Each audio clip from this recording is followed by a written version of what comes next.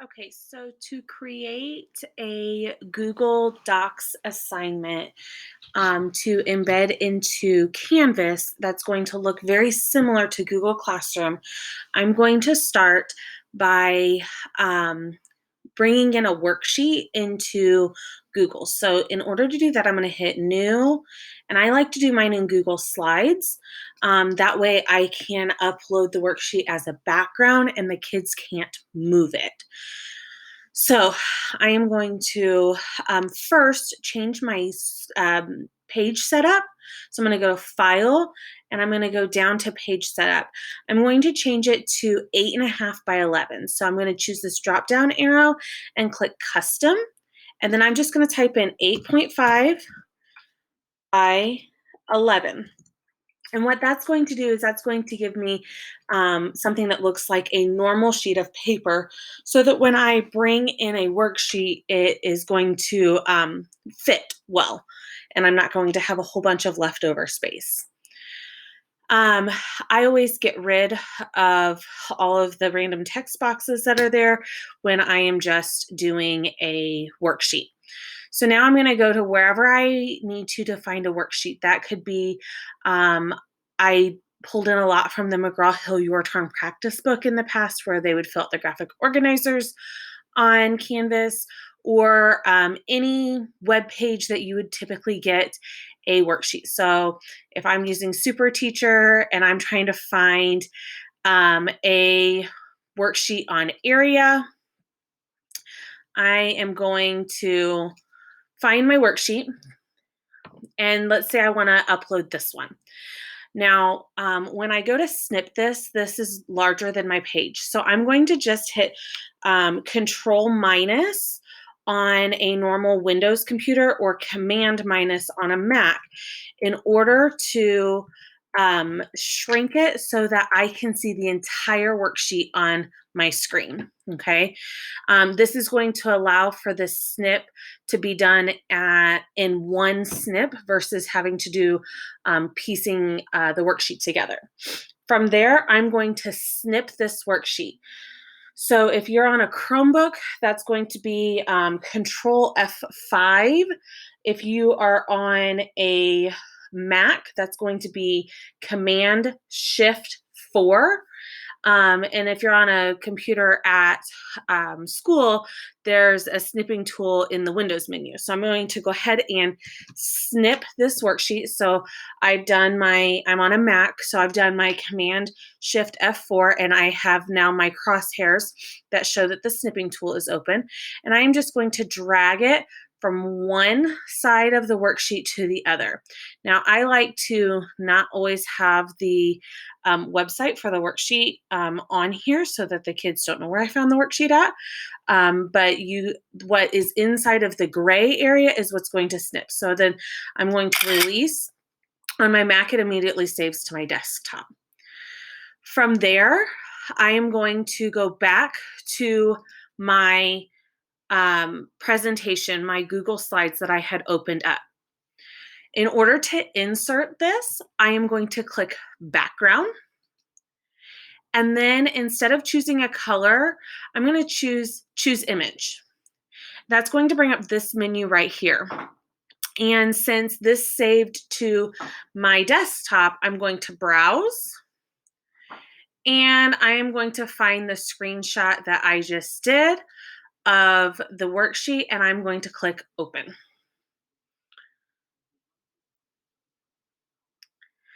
Once it opens, I'm just going to click Done.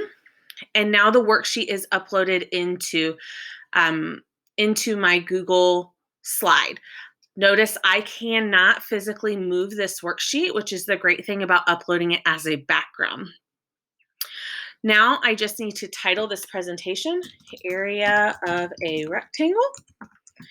And I am ready to embed this into my Canvas. So I am going to go to Canvas, and I am going to find the course in my dashboard that I want to embed this into. So in this case, I'm going to embed this into my math course because this is a math worksheet.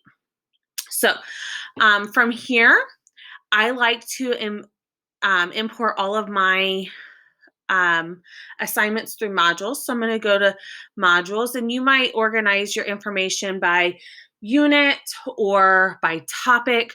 So if I want to create a new module, I can click plus module, and maybe I want this topic to be all about area. So I'm going to name that module area. That's basically the large folder that's going to house any sort of assignment or resource that I want to upload for area. From there, I'm going to hit the plus sign. The plus sign next in this gray bar is going to add some sort of assignment or tool for the kids to use. So I'm going to hit the plus sign, and I don't have any assignments loaded, so I'm going to upload a new assignment and call it area of a rectangle. Okay. And I'm going to hit add item. Now you can see the assignment that I have created, area of a rectangle. I have not added any content to this assignment quite yet. So I'm going to go in and do that. I'm going to click on the assignment,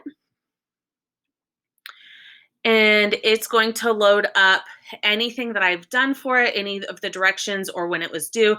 I only have given it a name, so there's nothing for it to show on this screen.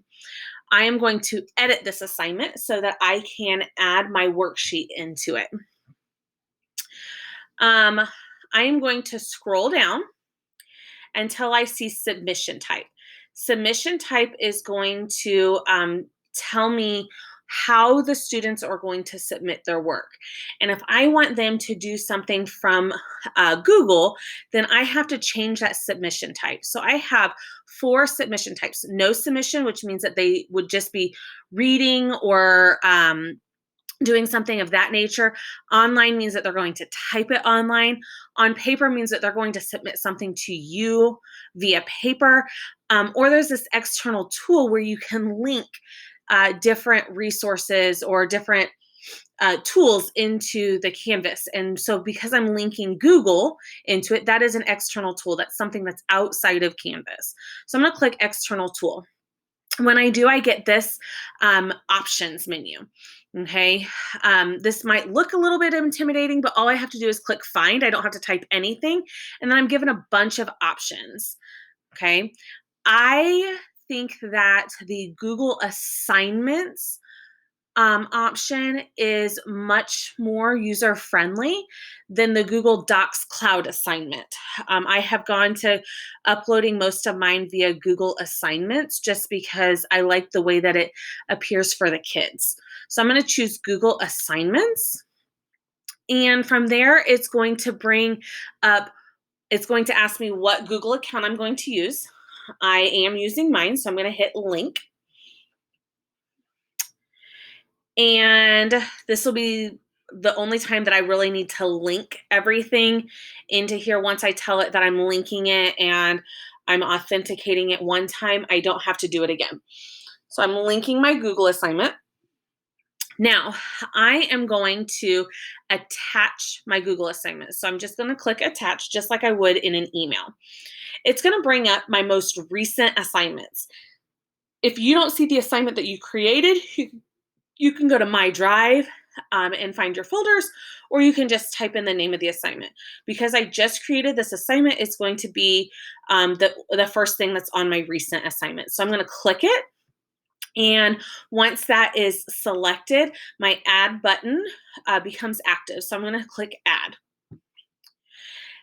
Now it shows me that this is the assignment that the students are going to get, and it automatically defaults to each student will get a copy.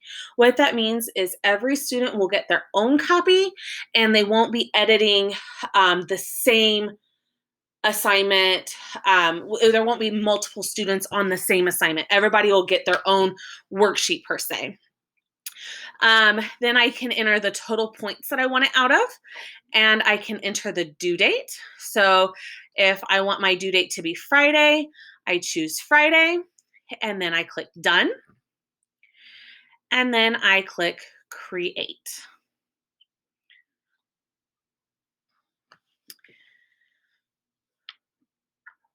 Once I have done that, I like for these to load in a new tab. That way Canvas doesn't disappear for the students.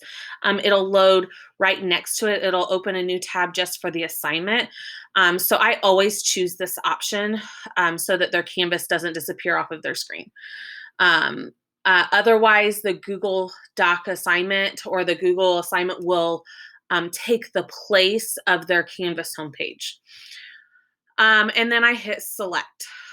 And then I'm going to make sure that my points match what my Google assignment said, and that said 100.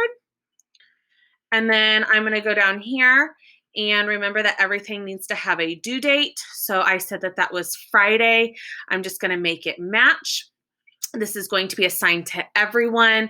The available from is going to be where it hides this from students until a certain date. So I could say that I don't want any students to see it until, let's say, tomorrow at, I could do 7 a.m.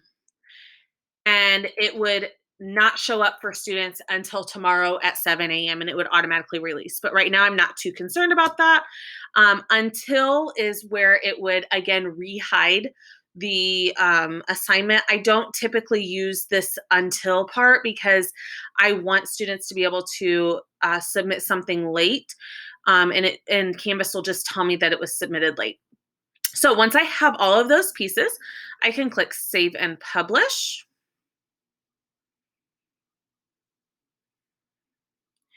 And then it brings me to the assignment. Now, to see what a student is going to see, I can click on the load the area of a rectangle assignment. Notice how my Canvas tab is still open and it loaded it next to it. Okay. The kids won't necessarily see this. It'll come up as their assignment, but if students had submitted it, you would see a list of names here that you could click on. When the students see it, they are going to see it like this. Okay, they're going to, and it will still have some of the Canvas-y stuff up here, and then they can insert their text boxes. Okay, so from there, I can grade it, I can give them feedback, I can return it if necessary.